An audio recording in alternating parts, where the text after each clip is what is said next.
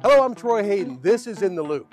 At 12 News, we cover our entire state, including the incredible growth we're seeing right here in the West Valley.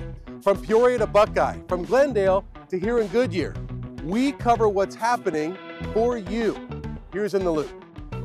Along the 303 sits something big. I love driving by it. So big. I was the one that had to go to the city of Goodyear and they said, "You want to do what?" This 20-foot picture of a giant baby is hard to miss. I'm actually in the scene. Kathleen Duncan is holding the frying pan. She's also the co-owner of Duncan Family Farms, which is deeply rooted in the West Valley. I married a fourth-generation Arizona farmer, and so we went out on our own in 1988 and just started with a very small farm growing some fruits and vegetables, and it just kind of grew from there. She came up with the idea of the sign after the farm opened to the public 30 years ago. The idea was to just have, maybe a few field trips a week, come out, invite some of the teachers I knew out to bring their kids to see where their food came from. The program grew. And we had 30,000 students each season coming out. We had about 800 kids a day coming, busload after busload. So the Duncans found a unique way to greet visitors near I-10 and Cotton Lane. We weren't allowed to put up any billboards saying Duncan Family Farms this way. There were restrictions on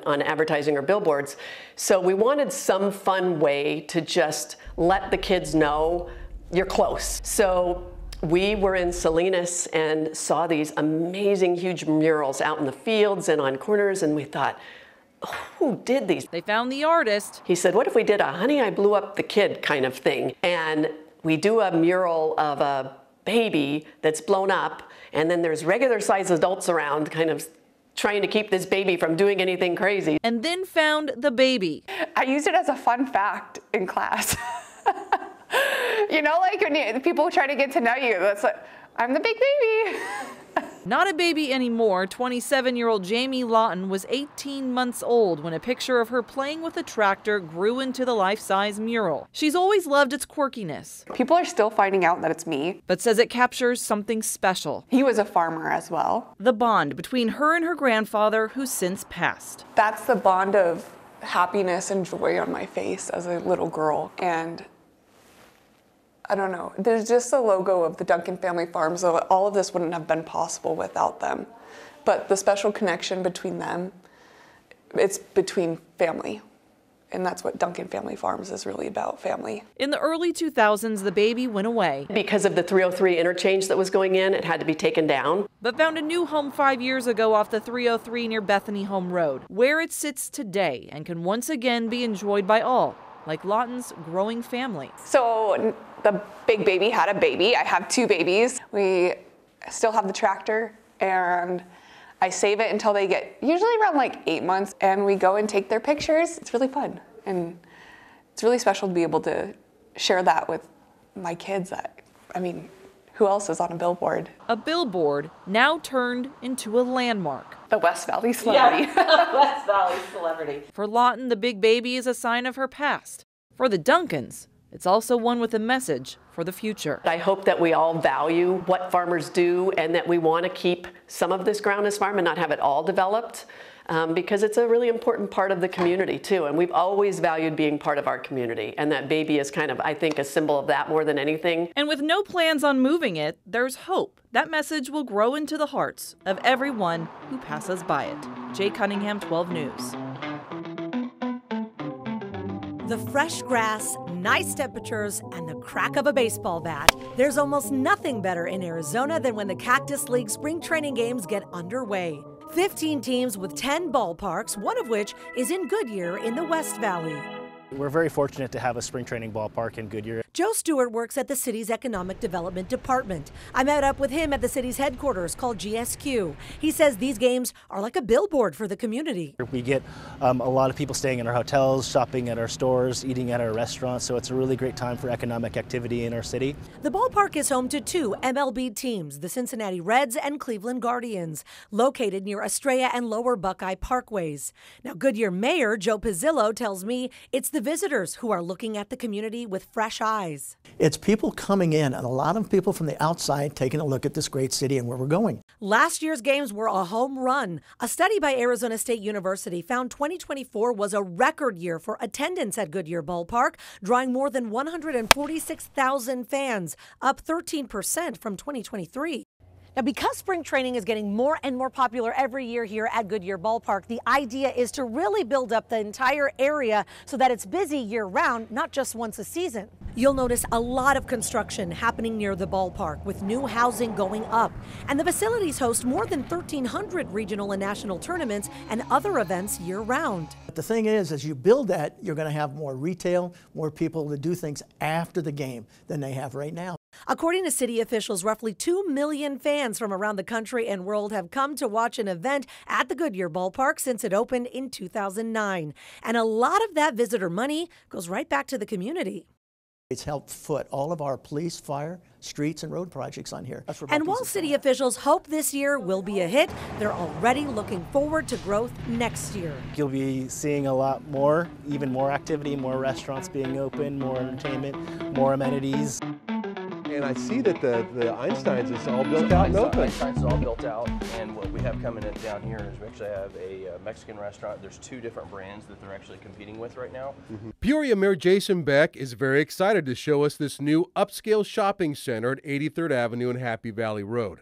It's just part of the growth he's seeing in this part of the city. This is going to be a big, looks like an indoor-outdoor restaurant concept. Indoor restaurant, and then this is a huge play area. So this is really, the whole idea and concept here is an interactive environment for families to really, almost like a Kierland-esque, if you will. Comparing North Peoria to Kierland or even Scottsdale, this part of North Peoria butts right up next to North Phoenix, which is home of Taiwan Semiconductor. At $65 billion, the biggest direct foreign investment ever made in our country. This plant and the businesses that will someday surround it will be home to thousands of high-paying jobs. And even before the building begins in this area, it's experiencing rapid growth. Happy Valley and 83rd Avenue, this is our busiest corner in the Northwest Valley. If you compare that traffic pattern to Mayo and Scottsdale Road, we actually have 5,000 more cars a day on a daily basis. One of the big keys to all this growth is this high-demand land. Peoria has thousands of acres of state trust land within its borders. Again, much of it right next to Taiwan Semiconductor and the Loop 303. But that's not all. The city is helping develop a high-tech zone in a type of partnership with the State Land Trust Department that has never been done before, trying to jumpstart development on this very desirable real estate. What you're doing that's different is normally somebody will come in and buy state trust land with nothing on it. You're putting in sewers and roads and infrastructure and zoning. Absolutely, and entitlements. And what that does is it adds value to every single acre that's out here. And by adding that value, what ends up happening is that money actually goes back to the taxpayer. Beck says this new zone will attract high-paying jobs in the very near future, allowing people to not only live in North Peoria, but earn a good living here. Our hope is that we will see anywhere between 15 and 20,000 jobs. As in the background, obviously, is TSMC, where you're seeing the first 2 fabs that are actually being built, and everybody in the state of Arizona knows what TSMC is. And our goal is to get their subcontractors, a lot of the smaller entity companies, tech companies, and defense to really pull in and actually invest in the Northwest Valley. So now we know what the plan is up here. How did the mayor and the city council come up with this plan with the state land department? Here's a long-form interview. Let me start by asking you where the idea started for what is going on with the land up in North Peoria. So during the election, I had been asked to get into the mayor's race really based on my public service background, public safety background, and my service to public safety. And I had never been a political figure, never even considered running for political office. But I had our local police union and other police agencies ask me to actually look at what was actually going on in Peoria. And the city of Peoria was spending a tremendous amount of money on things that actually weren't cohesive with where the country was actually going. We had economic downturn with the previous administration, and we were spending, or planned to be spending, $360 million on new parks up in North Peoria. and not enough money on water infrastructure. We hadn't built a fire station in 12 years. We really hadn't been focused on what the future growth plan was and how we were going to create jobs up in that area. So what I looked at was, I can't just do it as a one category, not just focus on public safety. How do I focus on things that I thought would matter for the long-term future of the city of Peoria? And so I started looking at our state land. I started looking at the opportunity with state land. I met with political leaders all over the state, literally all over the country. Met with a few Republican governors across the country to see how they had driven economic development in certain areas. And what I realized was nobody had broken the code of trying to understand the economics of how to work with the state. Let me stop you really quickly, Please. if I can. So explain, even though it's the city of Peoria, right, some of that land belongs to the state. All of it is owned by the state. So all of our available open land in the city of Peoria was really state land. So all this 8,300 acres that we're actually working with state land is still owned by the state. And by constitutional right in the state of Arizona, their job is to sell it so that money goes to education. What people had not broken the code on is how do you actually work with state land as a municipality, right? It's usually a developer, it's actually always a developer that works with state land that then puts money in, develops that land, puts the infrastructure in, does the zoning entitlements, and then adds value to that. But then the developer takes the bulk of the risk, but they also take the bulk of the actual profits from it. So a developer would look at this empty state trust land and say, I think I can do something with this. Totally. And Arizona, I want to pay you this much money. This is my bid. Right. And the state of Arizona said, okay, that's the highest bid. There you go. Right. And from that point forward, it would be the developer that makes who the would profit then from it. and develop the land. They develop the land and then they make the profit from it. So what I wanted to do is hire the right people in the city of Peoria, right? Hire a different city manager that actually understood the state economics, hire some assistant city managers that understood the vision of what I was trying to, and that's what we did. So we changed out a lot of the city leadership, and a lot of them were from the Ducey administration. We brought them in and we actually started working with the state land department. We've had an amazing relationship with state land, contrary to other people's relationships or however they've done it. And frankly, they've been just an incredible opportunist where we both look at this is the right thing for the state, this is the right thing to uplift tax dollars for our state education, but also how do we actually get our infrastructure back? So our part of the investment in this and part of the partnership is us putting the infrastructure in. We already had infrastructure planned for that area that was going to be used as Peoria tax dollars. So okay, so you went to the state and said, I'm going to take our tax dollars and invest in you. okay, so we're going to improve this land Exactly. before you sell it. Totally. And that hadn't been done before, The concept had never been contemplated. So I had multiple, when I went to former state officials and state leaders, everybody told me that it was impossible to do, which only made me want to do it even more, to be honest with you, as a business person and entrepreneur. And I really wondered why, and it was what I really think it was because they didn't really look at how you actually did it as a partnership. Either a municipality wanted it or the state wanted it. And it needed to be a partnership between the two to be able to do the best thing for the taxpayer altogether. We took our programmatics of what's called our CIP, which is our future money that we're spending in economic development and infrastructure. We took those dollars and we infused those into this deal. And we will never be out more than $140 million over this next 20 years. That'll be in the cash flow of this. But we will get reimbursed $500 million. So every single dollar that we put into this, we get reimbursed out. It's almost like driving $500 million of revenue that the city of Peoria would have never seen. Okay, explain how that works for the layman here. For the layman is there's a dollar, so imagine there's 4 buckets. Okay. Bucket 1 is the state land value as it sits right now as open desert. Unimproved land, open desert. Land. Then the second bucket is the city of Peoria infrastructure. We put roads, sewer, and cable and fiber into the ground, which improves the relationship of that land, which lifts up the value of that land. So using tax dollars to improve the open desert, exactly. and that makes it more valuable. Makes it more valuable. Okay. So now there's a profit. The bucket 3 and bucket 4 are the 2 profit buckets from that. One of those buckets happens to come back to the city of Peoria. So we're splitting the profit of that. Now they get 2 buckets, and we get 2 buckets. We get our infrastructure back. We get part of the actual profit back. But the lion's share of this goes towards state education.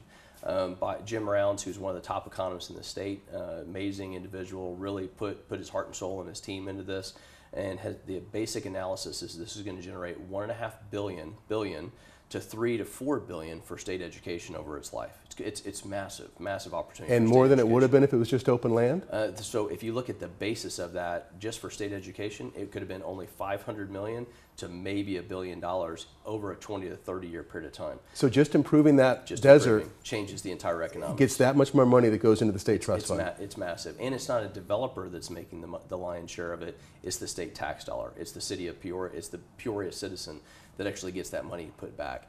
That drives better city services. It drives better law enforcement. We're already planning 3 more firehouses and public safety locations.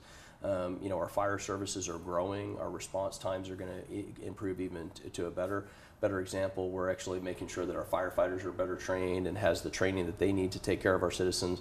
We're adding school resource officers like nobody's business. Our job is, one of my goals is to have a school resource officer, an SRO, in every single one of our schools to protect the future of our city, which is the children in our city.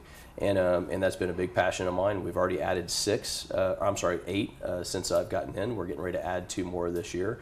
That money that we're generating revenue-wise by that infrastructure reimbursement is what we're putting into all these things. We'll still build parks, we'll still do those types of things, but we had to pause on what we would like to have instead of what we should have. So you're going into business with the state on this land. You're partners. We are running the city of Peoria like a business. The city of Peoria is just a different type of business. Our profit goes into what I would classify as SRO, the social return on investment, how we're taking care of our city services, how we're protecting the public. The safety and well-being of our citizen is the first priority of our city. And not everybody understands, if you don't drive a strong economy and you don't drive jobs back to your city, your citizens are driving all over the place. So our citizens are driving, 85% of our citizens are driving 300 hours a year, leaving our city to go work somewhere else. They live here, but they work somewhere else, and they sit in traffic. Doctors all the way in Scottsdale, people that work at Intel down in Mesa and Tempe. Our job should be making sure that we're securing or kind of rehoming our citizens, that they're actually working and living in their environment. They get to spend more time with their families, they get to spend more time with their kids. It's better for our home environments by doing that. So my goal is to create, in the PIC, which you saw this morning, is to create 15,000 to 20,000 jobs in that area over the next 10 years. Are you getting pushback on this at all?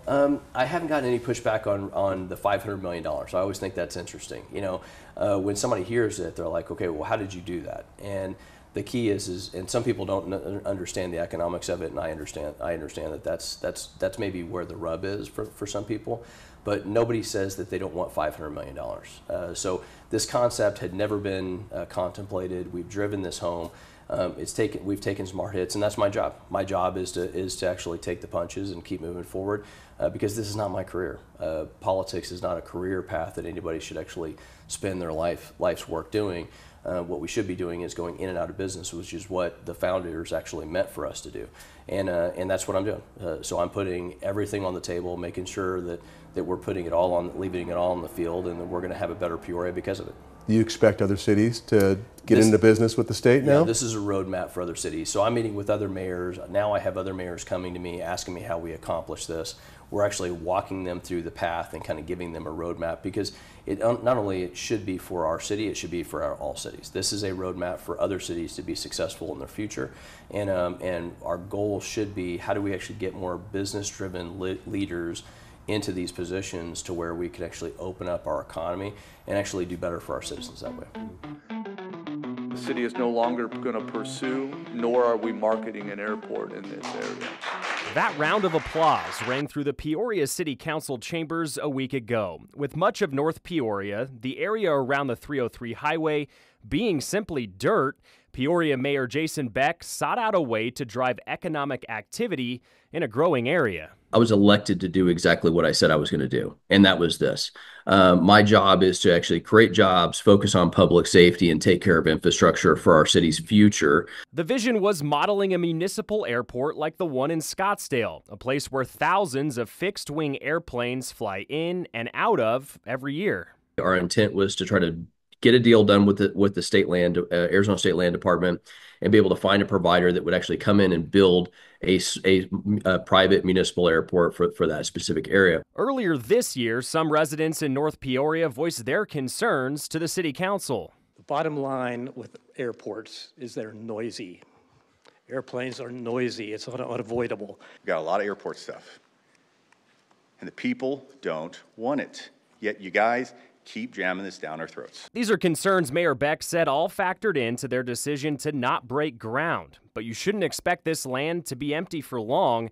The city brokered a deal with the state land department to purchase nearly 7,000 acres for $140 million. The site of what could have been an airport will soon be more roads to connect incoming developments with schools, hospitals, and restaurants. Those are things that I would classify as almost social return on investment. We're investing this money and we're putting back into what people are really looking for as a first value. Location plays a huge role when it comes to buying a property, some really looking for that convenience. But in this case, is it too convenient? Where's the parking going to be? Yeah, where's the parking going to be? There are plenty of questions. No, I've never seen anything like this before. Surrounding a group of new builds. I was like, this is just so unique, different. That some say are putting the quick in Quick Trip. I guess if you're trying to get a beer late at night and you can't drive, you can walk across the street, but that's about it. I mean, it's just doesn't make any sense. The homes located near El Mirage Road and West Olive Avenue are in the process of being built and are a literal stone's throw away from the gas station and convenience store. To back out of your driveway, you're almost backing into a parking spot at the QT. It doesn't make any sense. The layout has some confused. If the houses that are closest to the building were flipped around 180 and they had a brick wall between the QT parking lot and their backyard, that'd be one thing. But realtor Yareli Orozco says the development's quirkiness, you know, there's a buyer for everything, may bring the appeal. I feel like people are just trying to come up with something different, you know, to see what works in a way, to see if it'll sell, because in reality the market right now is, you know, it's kind of harsh. Arizona is huge. It's going to continue to grow. They're going to continue to build homes, and I feel like they're gonna build them wherever they find the spot. Still, as some try and make sense of it, did you think it out before you actually move forward with the project? They can't help but smile, saying the location, while unusual, is making these homes truly one of a kind. Yeah, I just can't wrap my head around it, honestly. And it's definitely something to talk about. Jay Cunningham, 12 News. Yeah, there's so much more that goes into these spring training games than fans actually realize. And we're here at Peoria Sports Complex, and this was actually the first dual-team spring training facility that Arizona had to offer. It's the home of the Mariners and the Padres, and it opened up in 1984.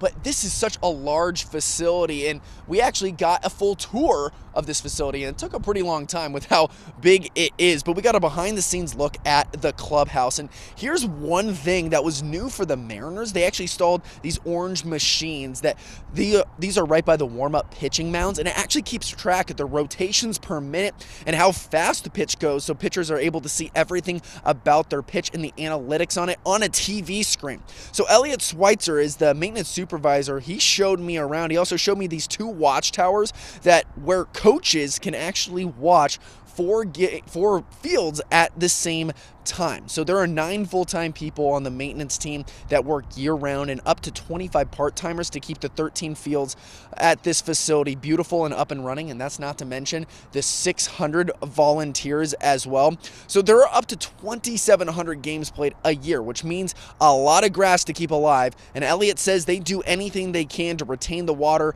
and they installed some turf areas right before the season so they could do that. This was built in an attempt for water reduction, turf reduction. It also helps the Mariners with, once we overseed the fields and put ryegrass out after the summer grass goes dormant, it needs time to grow and heal. This gives them a place they can still play catch and continue to practice. So up to 2,700 games are played here at Peoria Sports Complex every single year. It's not just spring training. We're talking about the Arizona Complex League, the Arizona Fall League, a lot of youth tournaments as well, and a lot of professional baseball players will actually come back here for player development or on their rehab assignments. So very busy year-round. But we're here in Peoria. Troy Lynch, 12 News.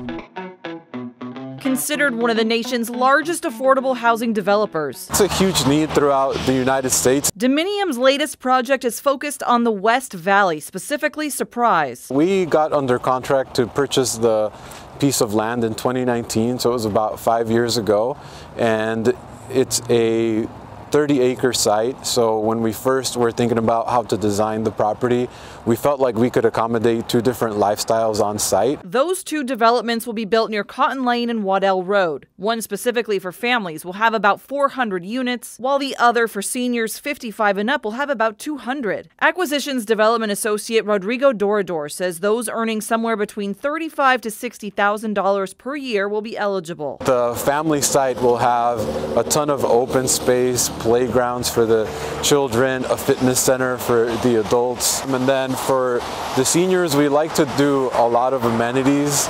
We do a pool, a theater, an indoor fitness, as well as a salon and library. The project is one of 4 currently in the works in the West Valley. 2 are being built in Goodyear and another in Buckeye. These 4 projects alone will bring nearly 1,400 affordable units to the area. With demand high for these type of rentals, Dorador says every little bit helps. As we know that for a comparable market rate home, our residents would have to pay upwards of $400 more per month just to have a similar dignified living experience. So we think it's going to make a huge difference. With all projects at various stages of development, Dorador says the Surprise property should break ground next month. We're really excited that we were able to work with the community and the city of Surprise to bring this project to fruition. This project, though, not the last. Dorador confirming Dominium has partnered with other West Valley cities to help keep affordable housing an option for all who need it. Jake Cunningham, 12 News.